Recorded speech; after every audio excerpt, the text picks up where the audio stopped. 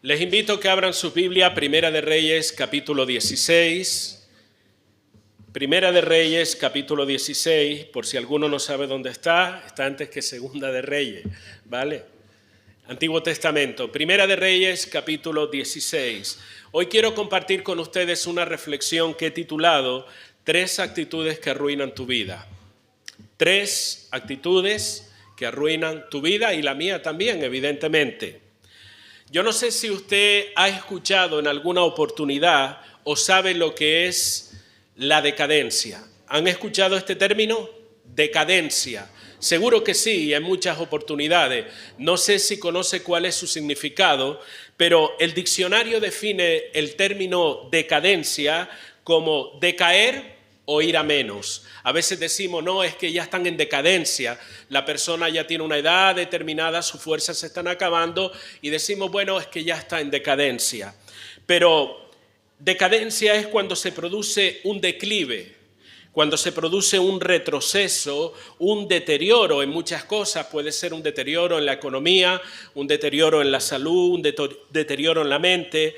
También tiene que ver con la debilitación, cuando se debilita algo, y también este término de decadencia está asociado a un estado de degeneración, cuando algo degenera, y creo que todos sabemos lo que eso significa. Es un término amplio y es un término que afecta en todos los ámbitos y áreas de la vida. Y no solamente de una persona, nosotros conocemos de naciones que están en decadencia, moral, económica, políticamente y tantas otras cosas.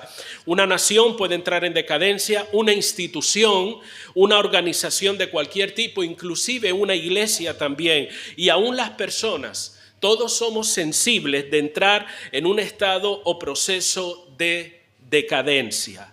Y la historia bíblica, así como la historia secular también, nos hablan, por ejemplo, de reinos, de imperios, de personajes ilustres, de grandes organizaciones que fueron relevantes y poderosos en su momento, que vivieron, vamos a decir, un gran apogeo en su momento, pero que por alguna razón, fuese imperio, fuesen reino, fueran personas ilustres, entraron en una etapa de decadencia que los llevó a la ruina y terminaron desapareciendo. Ahora, de una manera más específica, y es lo que me quiero centrar en esta mañana, una persona puede experimentar un estado de decadencia en términos, por ejemplo, personales, debido a las diferentes crisis que puede enfrentar, crisis mentales, emocionales.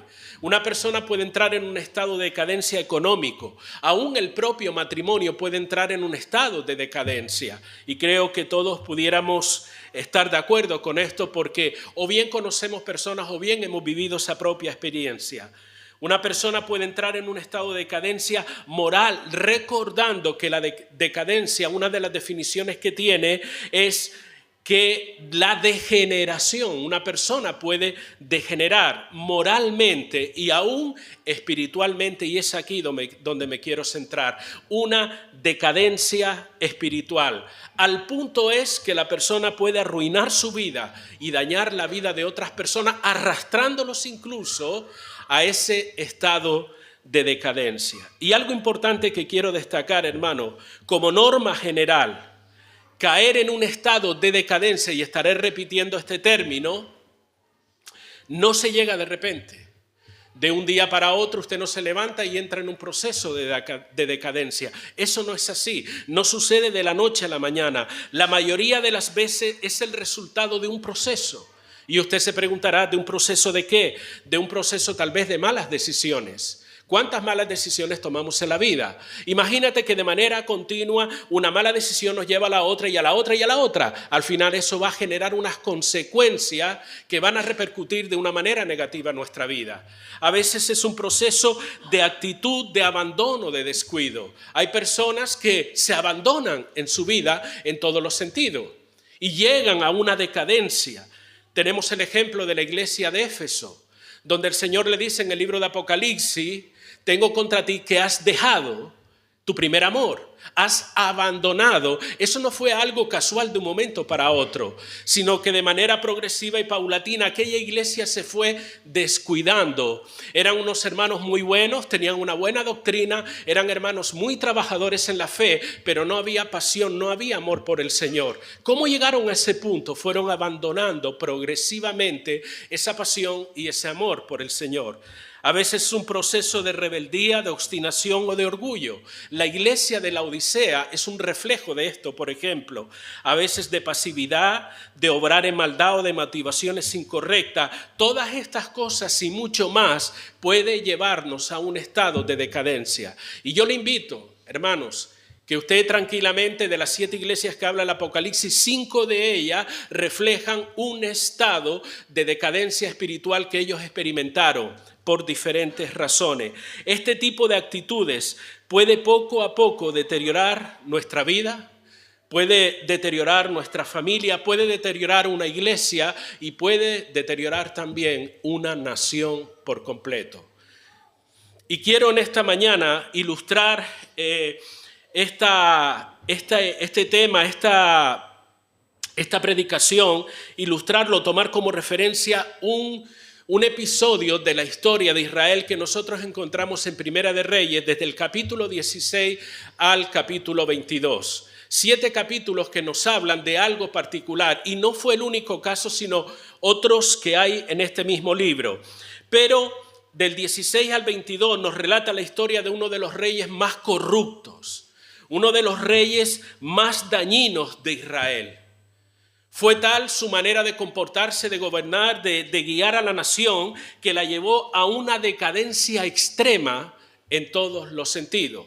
Capítulo 16, el versículo 30, por ejemplo, en una sola frase nos resume cuál fue la trayectoria de este rey.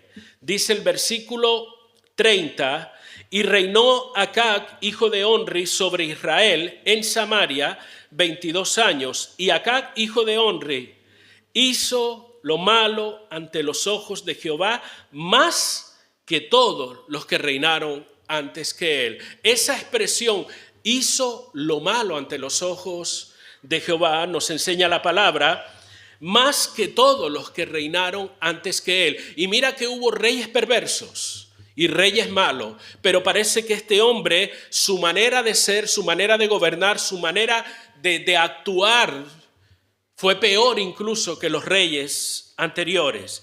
Y fueron 3 decisiones clave, malas decisiones, dicho sea de paso, que de alguna manera resaltan la nefasta, la horrible trayectoria y la ruina como rey y nación que este hombre ocasionó.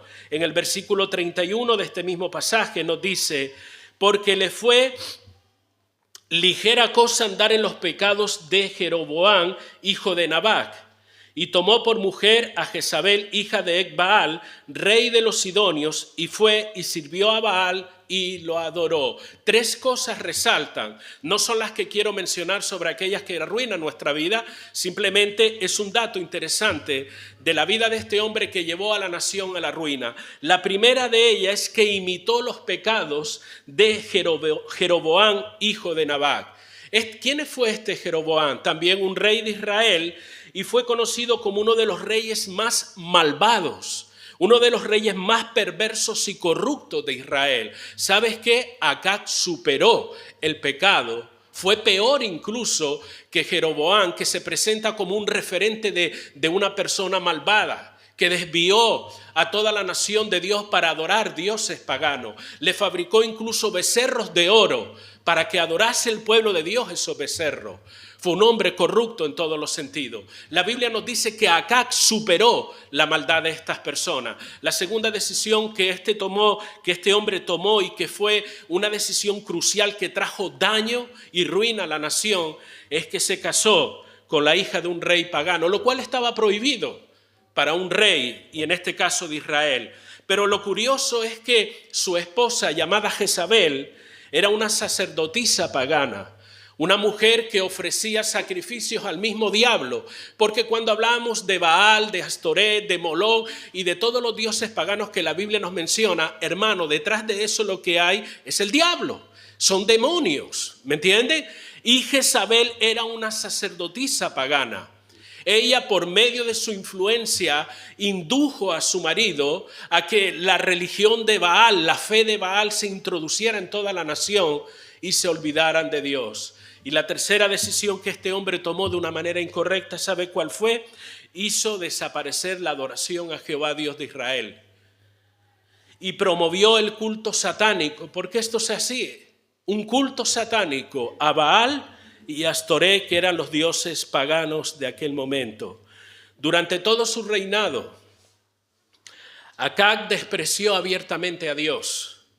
Influenciado por su malvada esposa, como ya dije, él llevó a la ruina espiritual, moral y económica a toda la nación de Israel. Él fomentó el rechazo a Dios. De esta manera inundó de perversión y paganismo a toda la nación. ¿Creen ustedes que es correcto que alguien que conoce a Dios, alguien que tiene la ley de Dios, haga lo contrario, fomente totalmente el rechazo hacia Dios y abra una puerta para el paganismo, abra una puerta para la perversión y para la maldad? No es correcto. Sin embargo, esto el hombre, desde su posición como rey, fomentó que en toda la nación desapareciera el nombre de Jehová. Y lo único que se oía era Baal. Él se esforzó por erradicar el concepto de Dios en la nación. ¿Cómo lo hizo? Matando a la mayoría de los profetas, aquellos que eran los portavoces de la voz de Dios. Otros tuvieron que huir y fueron ayudados por algunas personas para entrar en cuevas y proteger su vida. El resto fue asesinado por Jezabel y su esposo. No solamente eso, sino que él, como conocedor de la verdad de Dios, rechazando a Dios, edificó templos e imágenes a este dios satánico llamado Baal y Astoré. Esto fue un periodo, hermano, de oscuridad espiritual en toda la nación de Israel. ¿Entienden el término? La semana pasada hablamos de ello. Oscuridad espiritual. Y es en medio de ese contexto que Dios levanta a un profeta llamado Elías, conocido como el profeta del fuego, por un acontecimiento que sucedió en el Monte Carmelo. No tengo tiempo para contar toda la historia, está desde el capítulo 16 al 22. Le animo, por favor, léalo en su casa para que tenga una mayor comprensión de lo que estoy hablando. Por medio de este profeta llamado Elías, Dios manifestó su poder en el Monte Carmelo, que trajo un resurgir de la fe o en la fe dentro de la nación y un arrepentimiento en el pueblo, porque en aquel sacrificio que se ofreció en el Monte Carmelo, que cayó fuego y quemó todo el holocausto, el pueblo se dio cuenta que Jehová era el único Dios verdadero y tomaron la determinación de seguir al Señor. Y esto, hermano, no fue una tarea fácil para Elías. Él tuvo que enfrentar a Acab, un rey corrupto y malvado. Él tuvo que enfrentar a Jezabel, una mujer diabólica que influenció sobre su marido y su propia influencia se dejó notar en toda la nación. Él tuvo que enfrentar, Elías, también a los sacerdotes paganos, 450 hombres en aquella montaña cantando, saltando, dando vueltas, brincando, 1000 cosas, clamando a su Dios pagano. Pero sobre todo él tuvo que enfrentar también o confrontar un espíritu de decadencia espiritual y moral que estaba reinando en toda la nación. Y Dios se glorificó, hermanos, en ese momento. Los que conocen la historia lo saben. Pero en un momento dado, después de haber Dios glorificado, haberse glorificado en aquella montaña, en el Monte Carmelo, a Elías le llega la noticia de que Jezabel lo quiere matar. Y él huye de aquel lugar, huye camino del desierto y se mete en una cueva, la cueva de Oreg. ¿Y qué pasaba en esa cueva? Él experimentó lo que algunos estudiosos de la Biblia llaman un desánimo, una depresión, una bajona, el término que usted quiera ponerle. Y fue necesario que Dios tratara con él en ese momento para poder restaurar su vida y que él pudiera seguir adelante. Y es en ese momento, en ese trato de Dios con Elías, en esa cueva, una cueva que tiene un gran significado, la cueva de Oreg, donde Dios está tratando con este hombre, que Elías hace una declaración de la cual nosotros aprendemos cuáles fueron las verdaderas causas que trajeron este estado de decadencia y de ruina a la nación. Y ahora lo vamos a ver rápidamente. Causas que hoy día, después de cientos de miles de años, hoy día sigue teniendo un efecto dañino sobre las vidas de aquellos que están practicando o que hacen lo mismo. Y hoy, en esta mañana, me gustaría reflexionar sobre esas 3 actitudes que trajo la ruina a una nación y que puede traer la ruina también a tu vida y a mi vida. El pecado de esta nación es para que nosotros podamos aprender de lo que no se debe hacer. El pecado de esta nación es una advertencia para nosotros no cometer esos mismos pecados o asumir esa misma actitud. Pero ¿de qué cosas estás hablando? Vaya conmigo al capítulo 19 y versículo 14. En ese momento donde Dios está tratando, restaurando la vida de Elías, capítulo 19 de Primera de Reyes, verso 14. Dice la palabra: Él respondió: he sentido un vivo celo por Jehová, Dios de los ejércitos. Y añade, y ponga atención en esto, porque los hijos de Israel, número 1, han dejado tu pacto. Número 2, él no dice número 2, eso lo menciono yo. Han derribado tus altares. Y número 3, han matado a espada a tus profetas. Y solo yo he quedado y me buscan para quitarme la vida. 3 cosas significativas que trajeron la ruina a aquella nación. 3 cosas significativas que puede traer la ruina a nuestra propia vida también. La primera de ellas, dice Elías, han dejado tu pacto. ¿A qué se refiere? ¿De qué está hablando Elías cuando dice que han dejado tu pacto? El término pacto en otras versiones se lee la alianza o el acuerdo. ¿Pero qué acuerdo es ese? Era el compromiso que el pueblo de Dios tenía de amar, de ser fiel y ser obediente a Dios. Ese es el pacto. Lo hemos reflejado a través de la ley. Un pacto que se manifiesta a través de los mandamientos que Dios había dado a la nación. Mandamientos que el pueblo se había comprometido con Dios a obedecer como manifestación de amor y de fidelidad a Dios. Un pacto que nosotros pudiéramos resumir en una frase que dijo el mismo Dios. En el libro de Levíticos, capítulo 26 y versículo 12, nos resume en una frase lo que implicaba este pacto. ¿Qué es lo que implicaba? Dice la palabra, Dios hablando: y andaré entre vosotros, y yo seré vuestro Dios, y vosotros seréis mi pueblo. De eso se trataba. Toda la ley, todos los mandamientos, todo lo que Dios había dado era para que éste fuera su pueblo y él fuese el Dios de ellos. Respetar este pacto, respetar esta alianza, este acuerdo por medio de la obediencia,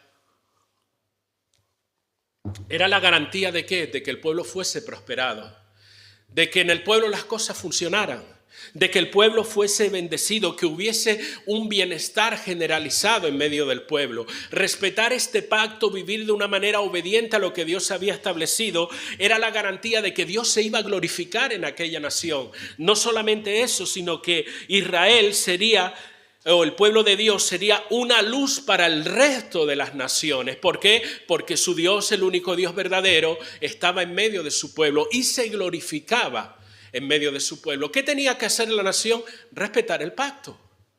Cumplir con lo que Dios había dicho que debían hacer. Esa era la idea. Pero ¿qué pasa? El pueblo hizo totalmente lo contrario. No una, sino en varias ocasiones. Si usted lee Primera de Reyes, Segunda de Reyes, se dará cuenta cómo esto era una conducta repetitiva. Incluso en el libro de Jueces nos dice la palabra que el pueblo por momentos servía, adoraba y era obediente, pero por otro lado llegaba una época de decadencia, de degeneración, donde el pueblo se olvidaba de Dios. Esto tiene una aplicación importante para nosotros, hermanos.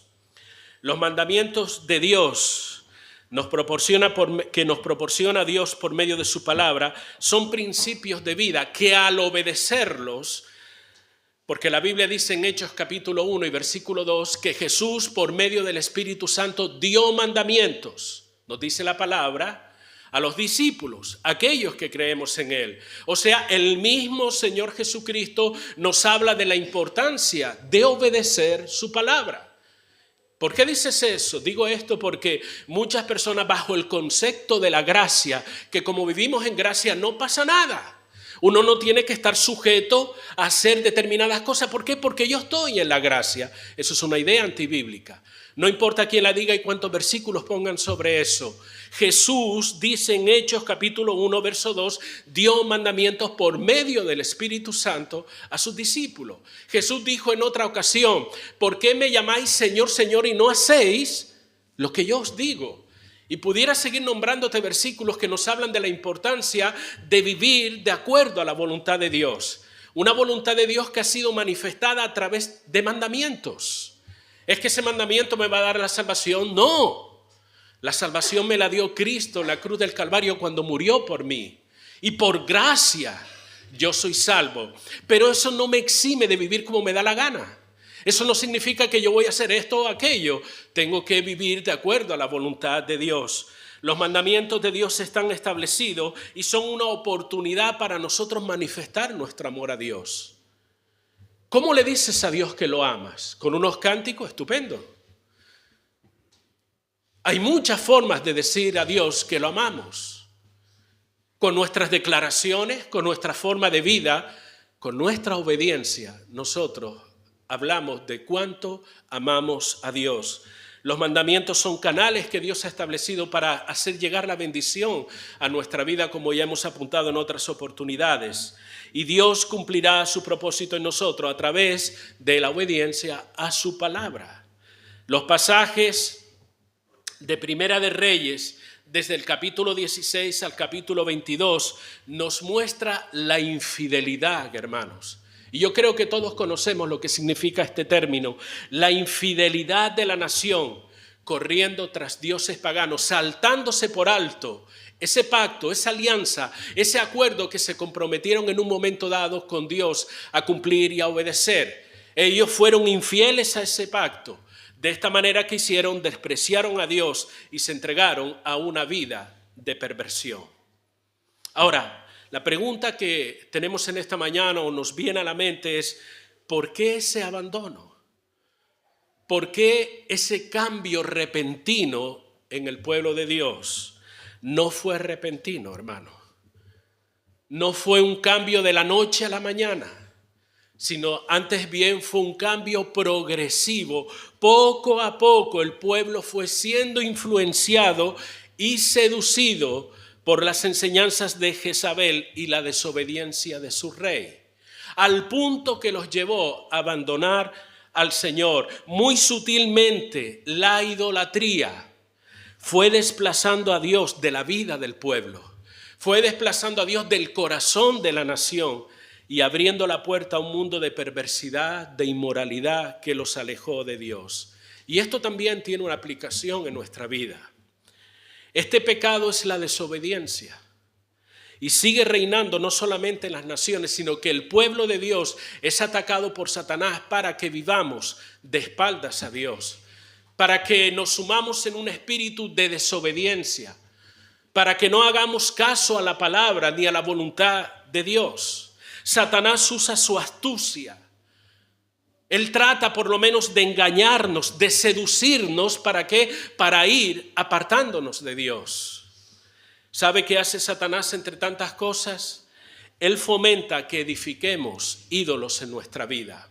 Así como aquella nación, bajo el auspicio, bajo el apoyo del rey Acab, edificaron estatuas a Baal, a la diosa Asera, llamada también Astoré. Edificaron templos para ello. Así también Satanás fomenta que nosotros edifiquemos ídolos en nuestra vida. Ya no se llaman Baal, Moloc, Astoré, Asera o cualquier nombre de estos que la Biblia dice. Ahora, ¿sabe cómo se llaman esos ídolos? Búsqueda de la comodidad, ocio, entretenimiento, materialismo, proyectos personales, amor al mundo y tantas cosas más. ¿Y saben qué? Trabajamos cada día de la semana para garantizarnos que no nos falten esas cosas. Cosas que son básicas, necesarias en la vida, pero que a veces se convierten en un ídolo en nosotros. Que vivimos solamente para eso. Que lo que ocupa nuestra mayor atención, preocupación, son solamente esas cosas.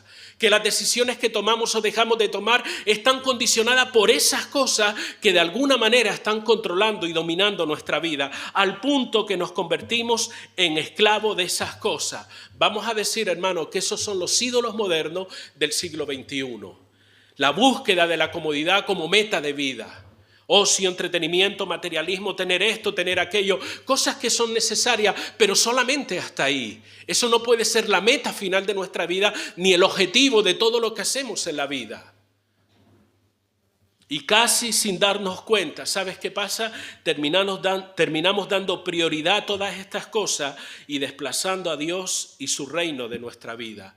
La desobediencia para ir avanzando nos lleva a la ruina. En todos los sentidos, espiritual, emocional, familiar, incluso económico también. La desobediencia nos lleva a la ruina. La segunda cosa, hermano, dice Elías en ese mismo versículo que hemos leído, dice, han derribado tus altares. El altar en el Antiguo Testamento, y la mayoría de ustedes lo saben, representa el lugar en el que el pueblo se acerca a Dios con una actitud de humillación. El altar representa el lugar del arrepentimiento, el lugar de la reconciliación. Esta es la connotación en el Antiguo Testamento. El altar representa el lugar de encuentro, comunión con Dios y adoración. Se levantaban esos altares para glorificar a Dios, para pedir perdón por los pecados, para darle gratitud al Señor.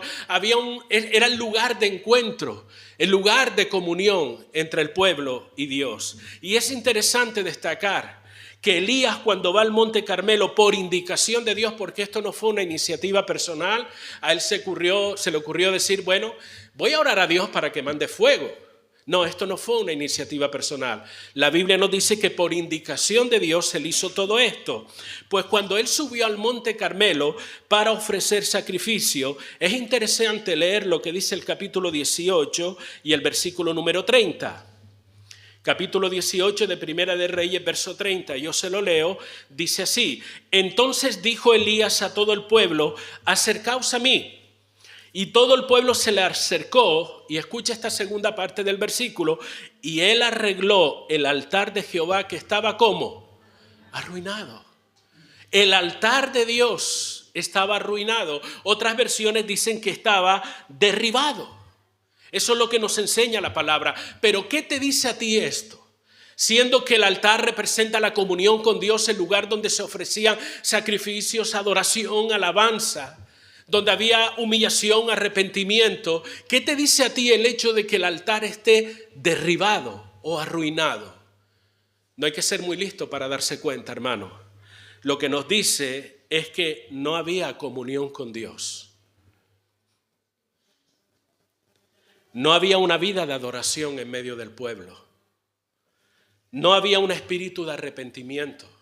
Ya no se ofrecían sacrificios de gratitud o de adoración al Señor. Para el pueblo de Israel, Dios estaba muerto y Baal estaba vivo. De hecho, dicen los historiadores que este era el grito que se oía por toda la nación de Israel. Jehová ha muerto, Baal está vivo. El concepto de Dios había desaparecido totalmente de la nación y una de las razones es que se había derribado. Habían tirado el altar de Dios.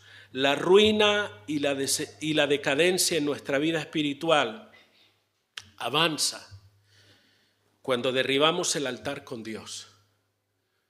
Cuando ya no hay adoración, cuando ya no hay comunión, cuando ya no hay gratitud, cuando no hay nada de eso, cuando no hay una relación con Dios, significa que nuestro altar personal está destruido. Y eso nos aboca, ¿sabe a qué? A la ruina y a la decadencia.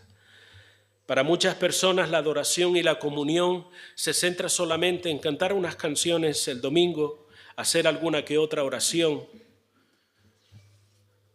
y esta serie de cosas. Pero saben, al salir de aquí a veces, y estoy generalizando, no hablo específicamente de nadie, sino muchas veces esto sucede en nuestra vida, que nuestra adoración a Dios se limita en lo que pasa hoy aquí y en lo que hacemos aquí.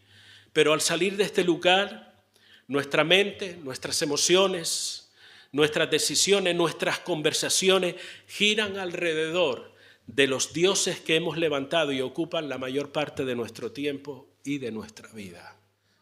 ¿Qué dioses? Aquellos que he mencionado hace un momento. Comodidad, ocio, entretenimiento, proyectos personales y mil cosas más. La pregunta para ti y para mí en esta mañana con respecto a este punto: ¿hay un altar encendido en tu vida o está derribado? ¿Se ha derribado el altar de Dios en tu corazón? ¿Ya no hay muestras de gratitud en tu vida? ¿Ya no hay acciones de gracia? Recuerdan que hace un momento decíamos, hermano, debe fluir en nuestra vida, en el día a día, la gratitud, el reconocimiento de quién es Dios. No solamente cuando estamos aquí en la iglesia, sino fuera de la iglesia. Y no solamente cuando las cosas me van bien, sino aún cuando las cosas no van como a mí me gustaría que fuesen, la gratitud, la adoración al Señor, el saber que Él tiene el control de mi vida, que Él es Dios bueno, misericordioso, que Él es un Dios perdonador, que Él es un Dios que provee para mis necesidades. Señor, gracias y mil gracias siempre, y adorando al Señor. ¿Hay eso en nuestra vida? ¿Hay un altar encendido o el altar ha sido derribado? La tercera y última cosa, hermano, dice Elías que habían matado a los profetas. El profeta en la antigüedad representaba la voz de Dios en la nación. Cuando Dios quería revelar sus planes, sus propósitos, cuando Dios quería revelar sus juicios, sus decretos, así como su voluntad en determinados momentos, Él lo manifestaba por medio de hombres y mujeres profetas, o profetiza, si te gusta más ese término, para anunciar al pueblo cuál era la voluntad o el propósito de Dios. Pero el pueblo, la nación de Israel, en este momento puntual, en este contexto que nos habla Primera de Reyes del 16 al 22, el pueblo bajo la influencia de Jezabel, Jezabel es símbolo de Satanás, había dado muerte a la gran mayoría de los profetas y otros habían huido para salvar su vida. ¿Qué quiere decir esto? La voz de Dios no se oía en medio del pueblo. Se había aplacado, se había cortado la voz de Dios en medio del pueblo, asesinando a aquellos profetas. Y esto era una manifestación de rechazo hacia la voz de Dios. No se oía la voz de Dios en Israel. Y esto nos enseña que otra de las causas que nos llevan a la ruina, y es la tercera, es cuando nosotros desechamos la palabra de Dios. Matar al profeta en aquel momento representa hoy no escuchar la voz de Dios. La Biblia es para nosotros hoy lo que fue para aquel entonces la voz de los profetas. ¿Lo entendieron, hermanos? La Biblia es para nosotros hoy lo que fue para aquel entonces la voz de los profetas. Y una de las manifestaciones de decadencia y ruina en nuestra vida es cuando despreciamos la palabra de Dios. Y usted dirá, oye, no digas eso, porque yo soy cristiano y yo no desprecio la palabra de Dios. Bien, hay muchas maneras de despreciar la Biblia. Cuando no la tenemos en cuenta, cuando la pasamos por alto, aún creyendo que es la palabra de Dios, nosotros estamos menospreciando la voz de Dios en nuestra vida. Tal vez usted me diga, bueno, pero es que yo tengo una Biblia en mi casa. Tengo hasta varias versiones de la Biblia en mi casa y la leo con cierta frecuencia. ¿Saben? No se trata de tener una Biblia, sino de vivir de acuerdo a la voz de la Biblia. De eso es lo que se trata. Y esto nos lleva a una pregunta de reflexión para todos nosotros hoy, empezando desde mí hacia ustedes. ¿Tienes en cuenta la voz de la Biblia? ¿Tienes en cuenta la voz de la Biblia cuando, por ejemplo, aconsejas a tus hijos o aconsejas a otras personas? Tus palabras, esa palabra de consejo, de ánimo que le das a otras personas, ¿están saturadas por la enseñanza de la palabra de Dios? O sencillamente tú dices, bueno, a mí me parece, yo creo, deberías hacer esto, deberías hacer lo otro. ¿Tiene la Biblia lugar, tiene la voz de Dios lugar cuando tú sientas a tu hijo, tu hija y vas a hablar con él o con ella y le dices, mira, la Biblia dice, hombre, hay que decirle la Biblia? Sí, hay que decirle la Biblia. Porque cuando mencionamos la Biblia estamos hablando de la autoridad de Dios. Y una de las cosas que el Satanás está tratando de erradicar es el concepto de Dios aún en nuestras conversaciones y consejos. Y la autoridad de una palabra está en que la dijo Dios. Por eso yo debo decir, mira mi hijo, la Biblia dice esto. La Biblia dice aquello porque la Biblia representa la autoridad y la palabra de Dios. La tienes en cuenta cuando aconsejas a tus hijos, cuando aconsejas a alguien. ¿Tienes en cuenta la voz de Dios durante la semana? ¿Tienes en cuenta la voz de Dios en tus quehaceres diarios, en tus conversaciones? ¿Qué lugar ocupa la Biblia? Oye, parece que raya al fanatismo. No se trata de fanatismo. Se trata de vivir de acuerdo a lo que creemos. Se trata de darle la importancia a la palabra de Dios que tiene o que debe tener en nuestra vida. Porque bien, hermanos, que nos llenamos la boca diciendo la Biblia es la palabra de Dios. ¿O no lo hacemos? Claro que sí. Pero no se trata de reconocer que la Biblia es la palabra de Dios solamente. Se trata también de que tenga un lugar en nuestra vida. ¿Estudias la palabra de Dios? ¿Animas a otros a dedicarle tiempo a su estudio, hermano? ¿Te preocupa realmente escuchar la voz de Dios? Porque si no nos preocupa, si nosotros ignoramos las Escrituras, es una forma de rechazo a Dios. Es como aquella mujer, Jezabel, que mandó a matar a todos los profetas de Dios, para que la voz de Dios no se oyera en medio de la nación. Satanás se va a encargar de que tú y yo no prestemos atención a la voz de Dios. Así como Jezabel hizo todo lo que tuvo que hacer para eliminar a aquellos profetas, Satanás hoy, siglo XXI, él busca todas las formas habidas y por haber para que tú y yo no escuchemos la voz de Dios. Él se las ingeniará para ocupar tu tiempo en otras cosas más llamativas y más interesantes. Él nos distraerá. ¿De qué manera? Él nos distraerá con invitaciones, con exceso de ocupaciones, con preocupaciones, hasta agotarnos para no escuchar la voz de Dios. Él te proveerá o nos proveerá de todo el entretenimiento necesario para mantenernos ocupados y que ignoremos la palabra de Dios. Y así sin darnos cuenta, ¿sabes qué?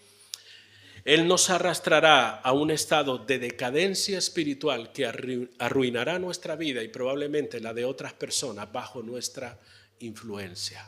Estoy terminando, hermanos. Quiero dejarles un detalle o que tengan en cuenta un detalle que dijo Elías. En el verso que hemos leído anteriormente, Elías le dice a Dios: han dejado tu pacto, han derribado tus altares, han matado tus profetas. ¿Se dan cuenta el detalle? Tu pacto, tus altares y tus profetas. El enfoque de Satanás está en destruir todo lo que tiene que ver con Dios y tu relación con Él. ¿Me entendió? El enfoque de todos los ataques de Satanás está centrado en robar, en matar, en destruir todo lo que tiene que ver con tu relación con Dios. Por eso Él habla de tu pacto, tus altares y tus profetas. El enfoque está en Dios y en este caso nuestra relación con Él. En eso se centra básicamente la mayor parte de los ataques de Satanás, en romper esa relación con Dios. ¿Por qué? Porque sabe que si eso está, la ruina está garantizada para tu propia vida. Satanás puede atacarte de 1000 formas. El libro de Job nos enseña alguna de ellas. Puede atacar la salud, puede atacar la economía, puede atacar todas las áreas, aspectos de nuestra vida, pero el objetivo principal es que tú y yo no tengamos relación ni comunión con Dios.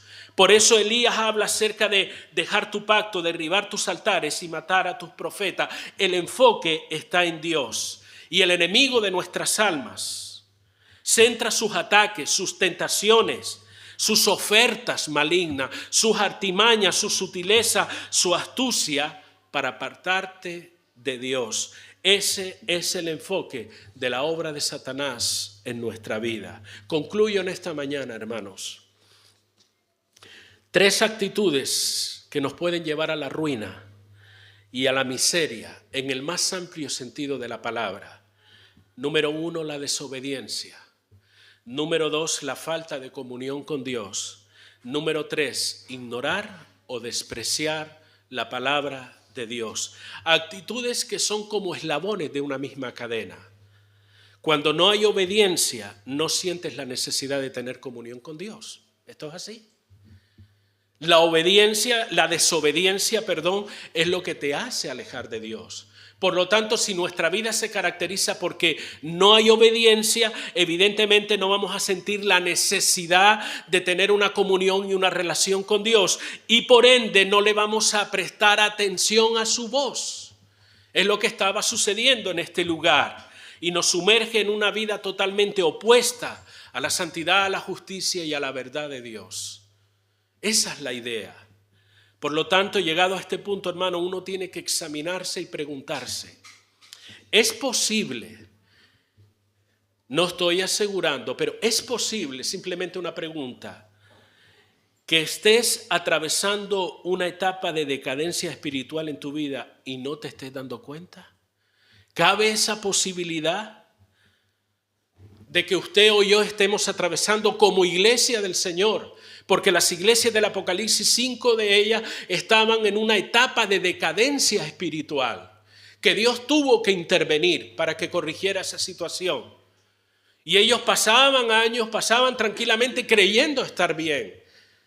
La iglesia de la Odisea dice, yo soy rico, me he enriquecido, de ninguna cosa tengo necesidad. El concepto de sí mismo, ¿cuál era? Estamos bien. ¿Cuál fue la sorpresa cuando Dios le dijo, no, tú eres pobre, ciego, miserable? El concepto de Dios de aquella iglesia era muy diferente que el que ellos tenían. Cabe la posibilidad de que nos encontremos en la misma situación, sea como iglesia o a título particular, que uno dice, bueno, yo estoy bien, me encuentro bien. Dios tiene que estar contento conmigo. Cabe la posibilidad de que realmente lo que está sucediendo en nosotros es que hayamos entrado en un proceso de decadencia espiritual y no nos damos cuenta. ¿Cómo saberlo? Te voy a hacer un par de preguntas de reflexión que posiblemente te pueden ayudar tanto a ti como a mí. Por ejemplo, ¿tienes hambre por conocer más de Dios? Hay que ser honesto con uno mismo. Aquí no se trata de decir amén. No lo digan, por favor. Esto es algo interno y personal de cada uno. Y cada uno debemos examinar nuestra propia vida, no para sentirnos que somos una basura delante de Dios, sino para darnos cuenta de la realidad espiritual que podamos estar viviendo y que no nos hemos percatado. ¿Tienes hambre por conocer más de Dios? Aparte de tus palabras, ¿hay algo en tu vida que manifiesta que Dios es una prioridad en ti? ¿Estás preocupado realmente por el reino de Dios y su avance? Y si dices sí, yo estoy preocupado, la siguiente pregunta es, ¿qué haces para que el reino de Dios realmente avance en tu vida, en tu familia, en medio de tus hijos, en el lugar donde vives? ¿Te preocupa el bienestar espiritual de otras personas que no seas tú? ¿Servir a Dios es algo que fluye de manera natural en tu vida o eres del tipo de persona que hay que forzar para arrancar un compromiso en él o en ella? ¿Qué tipo de persona eres? ¿Servir a Dios fluye de manera natural en ti? ¿O por el contrario, mira hermano, a ver si puedes ayudar en la obra, esto, lo otro? ¿Eres de ese tipo de persona? ¿Sientes que cuando tú hablas acerca de Dios, tus palabras suenan huecas y vacías? ¿Que sí tiene un contenido teológico, pero no hay espíritu en ellas?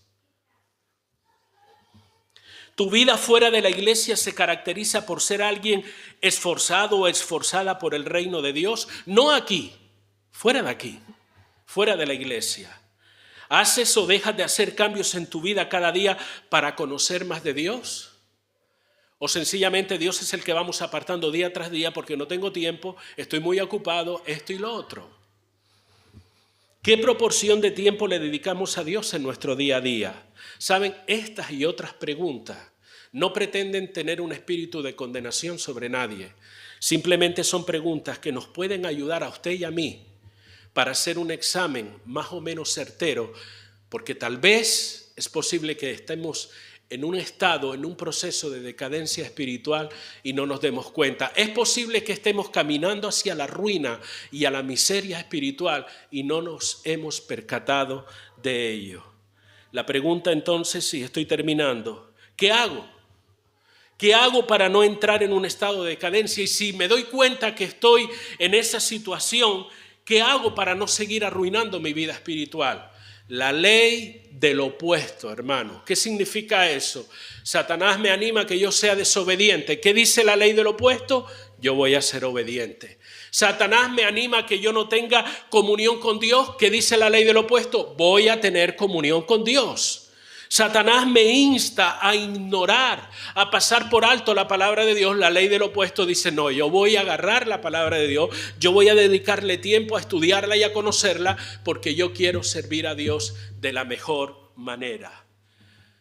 Eso es lo que debemos hacer. ¿O necesitas que caiga fuego del cielo para convencerte de esto? Eso fue lo que sucedió en el Monte Carmelo. Los profetas habían asesinado. Otros, los pobrecitos, estaban escondidos en cueva porque para proteger su vida. Pero allí Dios, en medio de esa oscuridad espiritual, levanta un hombre común, sujeto a pasiones como nosotros, dice la propia palabra. Él oró a Dios y dice la palabra que cayó fuego del cielo. ¿Qué hizo el pueblo? Reconoció que Jehová era el único Dios verdadero. ¿Te hace falta a ti que caiga fuego del cielo para que te des cuenta de la importancia que es el seguir a Dios, el buscar a Dios y estar cerca de Él?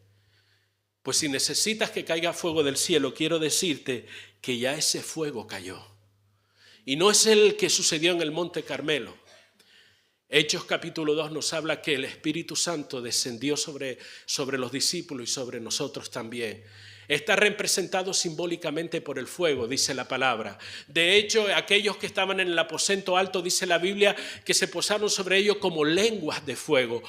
Ese fuego ya cayó y es el Espíritu Santo que está en tu vida quien nos convence de pecado y nos dice que debemos levantarnos en medio de cualquier estado de decadencia y fortalecernos en Dios y seguir adelante. Ahora, hermano, si usted quiere vivir en la ruina, en términos espirituales y en cualquier otro término, porque la ruina de la nación de Israel fue en todos los sentidos. Nos dice la palabra que a causa del pecado hubo una sequía de 3 años y medio. No había ni siquiera hierba para los animales. Había muerte, escasez, necesidad, había hambre en la nación. Acá le dijo a uno de sus más cercanos, vete por esta parte de la nación, mira a ver si encuentras un poco de hierba, aunque sea para preservar la vida de los animales, de los caballos y de los mulos, nos dice la Escritura. No había siquiera hierba, no había nada, había una miseria, una pobreza económica en la nación. Había una pobreza espiritual, había una oscuridad, y no estoy hablando literalmente, sino espiritual o simbólicamente, había una oscuridad en la nación. Era una ruina completa. ¿Por qué? Porque desobedecieron a Dios, porque no había comunión con Dios y no prestaban atención a la voz de Dios. Eso, hermanos, tiene una aplicación hoy día también. Tú puedes decir, yo no creo que eso sea posible. Allá tú con tus pensamientos. Pero el Dios que reclamaba obediencia en aquel entonces sigue reclamando obediencia en el día de hoy. Aquel Dios que quería relacionarse y se relacionaba con su pueblo en aquella ocasión, hoy quiere seguir dándose a conocer en medio de su pueblo. Dice la palabra, en esto consiste la vida eterna, que te conozcan a ti, el único Dios verdadero, y a Jesucristo tu Hijo, a quien has enviado. Aquel Dios que en la palabra nos enseña, hermanos, que quería que su voz fuese oída a través de los profetas, hoy nos dice escudriñar las Escrituras. ¿O no lo dice la palabra, hermano? Porque en ella vais a encontrar, a ustedes les parece que encuentra o que van a encontrar la vida eterna. El llamado es el mismo, a pesar de que han cambiado los tiempos. 3 cosas que pueden arruinar tu vida. No seamos ignorantes, hermano, y perdóneme la expresión, en cometer esos mismos errores. Tomemos cartas en el asunto. Si tu vida va en decadencia, si tu vida va en picado, toma cartas en el asunto. Pide la ayuda del Señor para poder salir de esa situación y restaurar tu vida y seguir adelante. Amén, hermanos.